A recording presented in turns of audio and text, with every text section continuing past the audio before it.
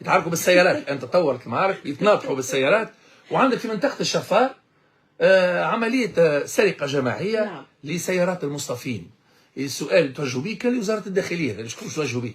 ما نجموش توجهوا لوزاره الماليه بهذا السؤال، اكيد لا. ولا لوزير التربيه والتعليم العالي. هذا السؤال للسيد وزير الداخليه، استمعنا اليه في خطاب في البرلمان، يقول راني انا قدامي الوضع كالمرآة، عندي بلوره نشوف فيها. البلوره يجب ان تعكس كما يحدث اليوم في القصرين وما يحدث في الشفار، ويؤكد ان البركه جات منتشره في كل مكان، والمواطن التونسي، وحتى ننبهه هنالك عطاله في اجهزه الامن، وهنالك اوضاع تستدعي، لا يمكن انتشار الجريمه بشكل فجئي ومش بشكل مستمر.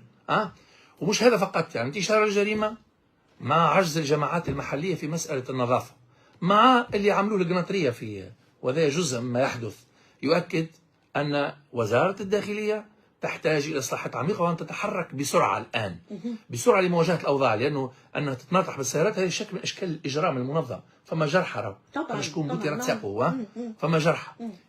هذا يعني ماذا؟ انه الامن في القصرين هذوما يتعاركوا في وسط الاحياء، هاودوا الامن ما يعرفوهم، مش يقولوا الشبكات التهريب ما يعرفوهمش، يعرفوهم اكيد. وفما شكون يتمعش منهم. دونك هذا خطاب وزير الداخليه، يبدو ان المرآة لا تعكس لك جزءا من الظلام الموجود الان، وننبه ونحذر ان الاوضاع الاجتماعيه والاقتصاديه المتازمه تدفع كذلك الى هذا الاحتقان، وزيدك السرقات في الشفار تاكد غياب الامن نفس الشيء. نعم. هي والجماعات المحليه والزباله في كل مكان تؤكد ان الاختيارات والتعيينات تحتاج الى مراجعات. انا عملنا مشكله اخرى الصباح.